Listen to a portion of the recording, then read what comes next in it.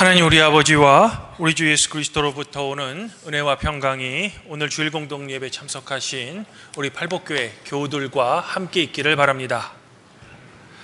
오늘은 교회력으로 주님이 오시는 것을 기다리는 대림절의 세 번째 주일입니다. 그래서 이제 앞에 있는 대림절의 초가 이제 세 개가 밝혀졌습니다.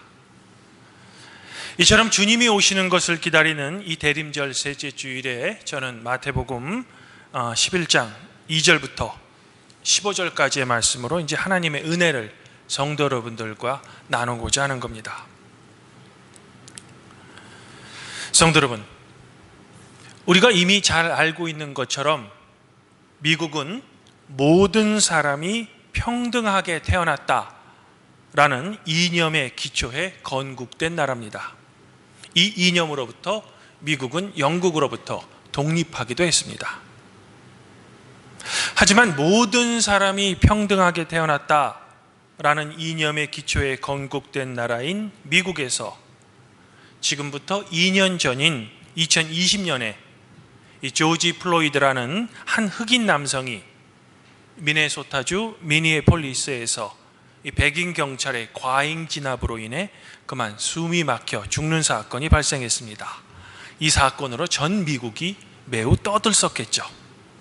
아마 지금 이 사건을 기억하시는 성도 여러분들도 계실 겁니다. 이 사건으로 인해 미국 내에 한동안 잠잠했던 인종차별 문제가 다시금 이제 수면으로 떠오른 겁니다. 이에 대해 로빈 디 안젤로라는 백인 여성 작가이자 페미니스트는 자신의 책인 이 백인의 취약성이라는 책에서 미국에 사는 백인이라면 당신은 인종차별주의자입니다. 평생 어떤 의식적인 노력이 없다면 아마 인종차별에서 벗어나지 못할 것입니다. 왜냐하면 당신이 백인으로 태어난 순간부터 하얀 특권의 고치 속에서 파묻혀 살았기 때문에 어쩔 도리가 없습니다 라고 이 사건을 평가했습니다. 하긴 이런 경고는 로빈 디 안젤로가 처음은 아닙니다. 이미 코넬 웨스트라는 미국 하버드 대학의 철학 교수이며 흑인인 이 교수가 이와 아주 비슷한 경고를 했었습니다. 사실 코넬 웨스트가 이런 경고를 하는 데는 그 사람만이 겪은 개인적인 경험이 있습니다. 이를 소개해드리면 흑인 철학 교수인 코넬 웨스트가 이제 대학에서 강의하기 위해서 집에서 자신의 차인 빨간색 머스탕을 타고 대학으로 가는데 백인 경찰이 아무런 이유 없이 코넬 웨스트를 여러 번 잡는 겁니다. 그러면서 뭐 하는 사람이냐라고 묻는다는 거죠. 그래서 코넬 웨스트가 나는 대학교 철학과 교수인데 대학에 강의하러 갑니다 라고 경찰에게 이야기하면 백인 경찰은 여지없이 이 사람 말을 무시하고 당신이 대학 교수면 나는 미국 대통령입니다 라고 하면서 특별한 잘못도 없는데 이 교통 위반 딱지를 끊는 겁니다. 그것도 아주 여러 번 말입니다.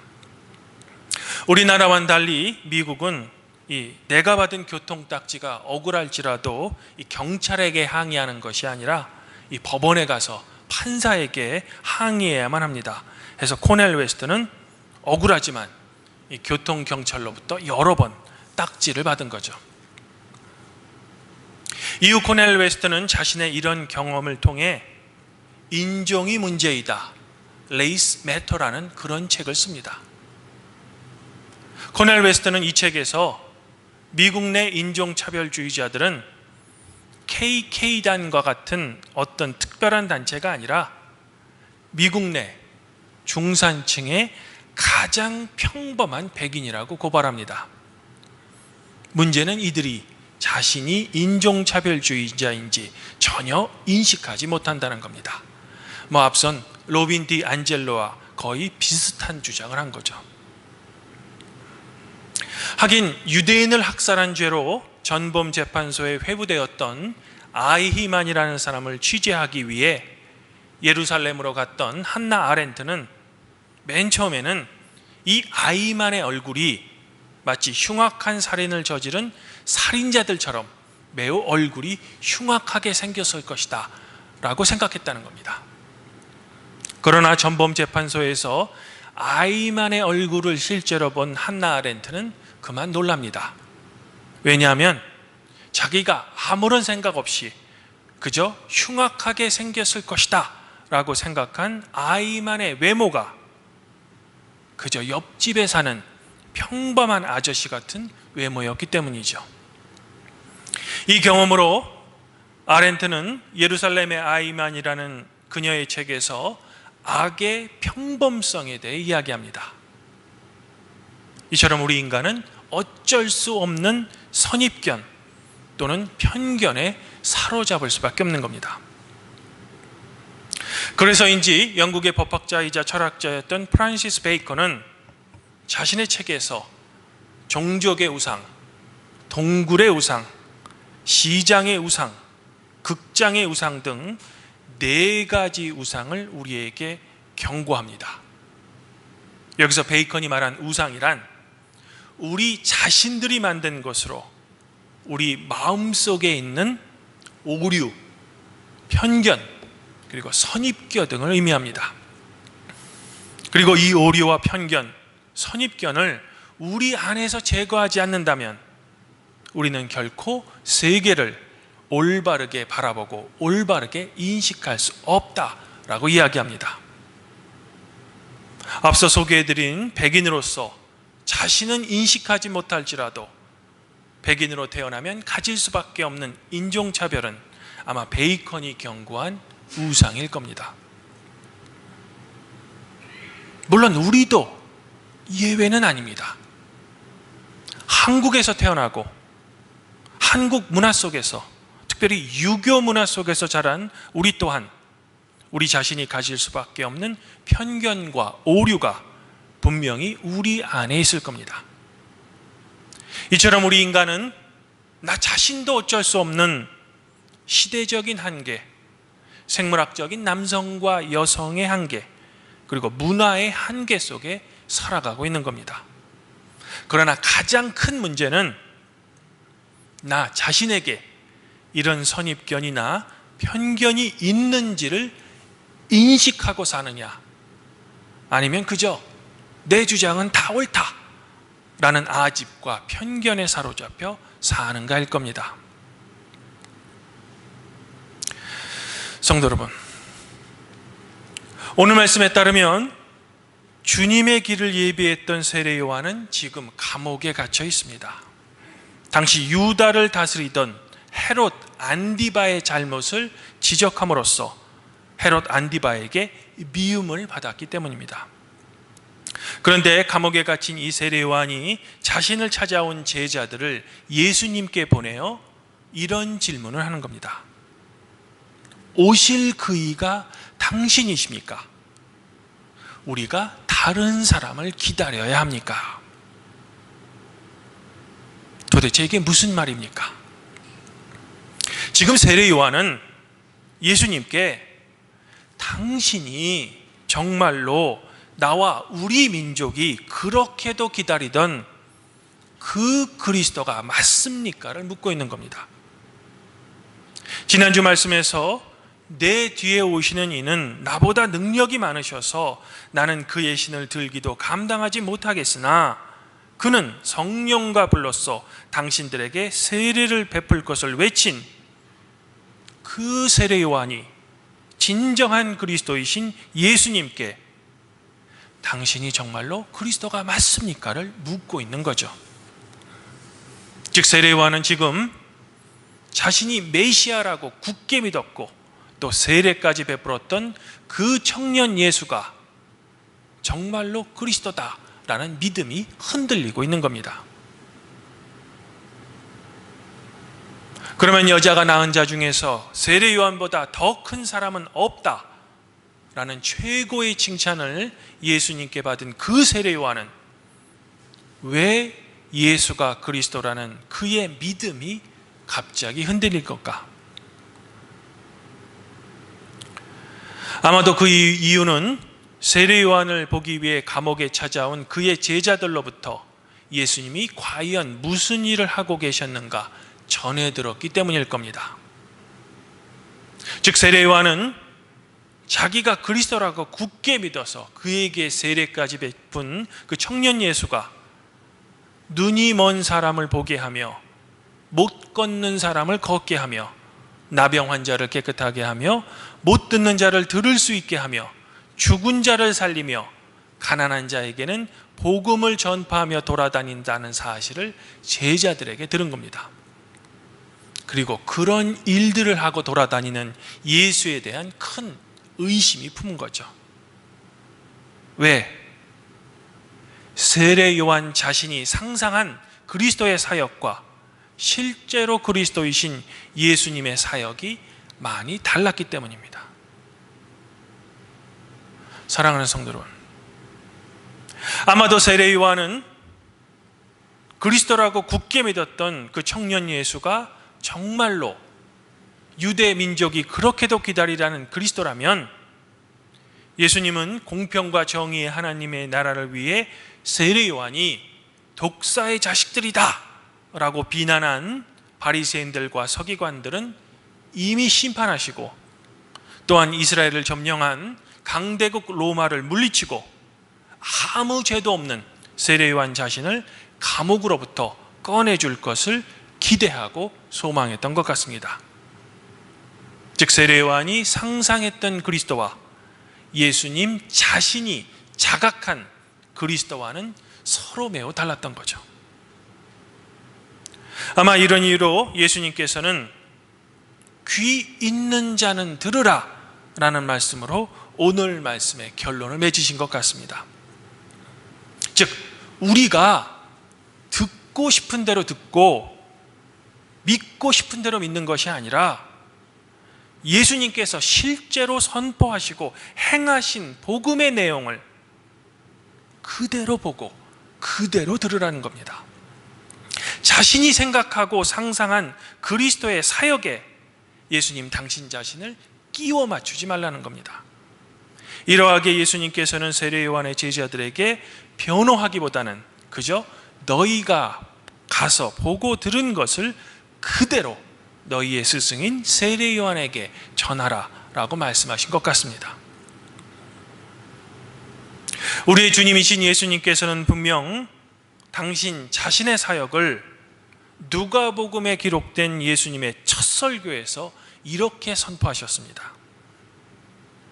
주의 성령이 내게 임하셨으니 이는 가난한 자에게 복음을 전하게 하시려고 내게 기름을 부으시고 나를 보내시어 포로된 자에게는 자유를, 눈먼 자에게는 다시 보게 함을 전파하며 눌린 자를 자유롭게 하고 주의 은혜의 해를 전파하게 하려 하심이라. 즉 예수님께서는 회당에서 선포하셨던 이 말씀을 그대로 행하시고 사역하고 계신 거죠.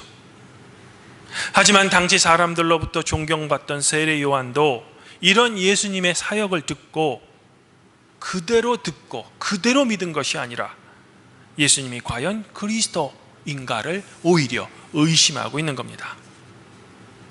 바로 세례 요한 자신이 판단하고 상상했던 그 그리스도의 이미지를 여전히 그는 붙잡고 그 이미지에 예수 그리스도를 끼워 맞추려고 하는 겁니다. 바로 유대인이라면 당연하게 가질 수밖에 없는 메시아의 상, 그 그리스도의 이미지에 세례 요한조차도 자유롭지 못한 겁니다. 사랑하는 성도 여러분, 여기서 우리에게 더 중요한 점은 세례 요한이 품었던 이 인간적 한계, 그리고 선입견, 그리고 그 한계와 선입견으로부터 출발된 그리스도에 대한 나만의 상상, 그리고 믿음에 대한 왜곡은 우리 신앙생활에서도 언제나 아주 빈번하게 일어난다는 겁니다. 또한 세상과 내 주변 사람들을 바라보는 시각에서도 우리의 편견은 아주 잘 일어난다는 겁니다. 즉 우리는 우리 안에 깊게 숨겨져 있는 편견, 오류, 그리고 선입관을 제거하지 못한 채 세상과 이웃을 바라보며 판단하고, 또한 교회와 예수님도 나의 편견과 선입관을 가지고 바라본다는 겁니다. 그러면 하나님이시만 우리와 똑같은 육체적 한계를 지닌 인간이시기도 한 예수님께서는 과연 이 인간으로서의 한계를 도대체 어떻게 극복하셨을까? 왜냐하면 예수님 또한 유대인으로서 태어났으며 갈릴리라는 변방의 도시에서 자라나셨으며 로마라는 대제국의 지배를 받은 한 시대의 사람으로서 시대적인 한계, 지역적인 한계, 민족적인 한계 등 그분 안에서조차 전혀 자유롭지 못한 편견, 오류, 선입관 등도 분명 인간이신 예수님 안에서도 분명히 있었기 때문입니다. 주님 안에서 한 형제자매인 팔복교회 성도 여러분, 오늘 시편 기자는 하나님을 이렇게 노래합니다. 여호와께서는 갇힌 자에게 자유를 주시며 맹인들의 눈을 여시며 비굴한 자를 일으키시며 의인들을 사랑하시며 나그네들을 보호하시며 고아와 과부를 붙드시고 악인들의 길은 굽게 하시는도다. 시온아, 여호와는 영원히 다스리시고 너의 하나님은 대대로 통치하시리로다. 우리의 주님이신 예수님께서는 예수님 자신이 상상하고 또한 욕망했던 하나님, 그리고 그 하나님 나라가 아니라 바로 이 시편 기자가 찬양하고 있는 하나님을 신뢰하시고 그대로 믿으신 겁니다.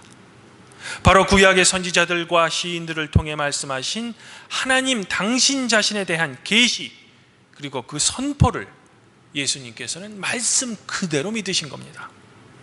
결코 예수님께서는 우리들처럼 하나님을 우리의 이미지에 끼워 맞추지도 않고 당신의 상상의 틀에 하나님을 억지로 끼워 맞춘 것도 아닙니다. 예수님께서는 하나님의 선포를 말씀 그대로 믿으며 당신 안에도 분명히 있었을 인간적 한계와 선입견을 말씀으로 극복해내신 겁니다. 바로 세상을 창조하신 하나님의 말씀으로 말입니다. 그러므로 아무쪼록 간절히 바라건대 우리 팔복교회 성도 여러분들 모두는 여러분들이 상상하고 여러분들이 꿈꾸는 그 그리스도를 믿고 기다리시는 것이 아니라 예수님께서 하나님의 말씀에 순종하여 하나님이 기뻐하시는 그 사역을 당신 자신의 공생애를 통해 펼치신 것처럼 그저 나와 내 가족만의 신앙의 모습이 아니라 하나님을 사랑하고 그분께 절대 순종했던 예수 그리스도의 마음을 바로 성도 여러분들 가슴속에 품는 그런 성도가 되기를 저는 지금 소망해 보고 싶습니다. 그리하여 예수님께서 하나님의 말씀으로 여러분 안에 숨겨져 있는 인간적 한계와 선입관을 제거하셔서 성도 여러분들의 삶에 슬픔과 탄식은 이내 사라지고 여러분들의 삶에 진정한 주님의 기쁨과 즐거움이 있기를 저는 함께 소망해 보고 싶은 겁니다. 바라기는 이런 삶을 치열하게 살아가시는 우리 팔복교회 성도 여러분들 자신과 여러분들의 가정 위에 하나님의 놀라우신 격려와 위로가 함께 하기를 성부와 성령과 함께 지금도 우리를 다스리시는 성자 우리 주 예수 그리스도 이름으로 간절히 축원드립니다. 그리하면 모든 지각에 뛰어나신 하나님의 평강이 그리스도 예수 안에서 성도 여러분들의 마음과 생각을 지켜주실 것입니다.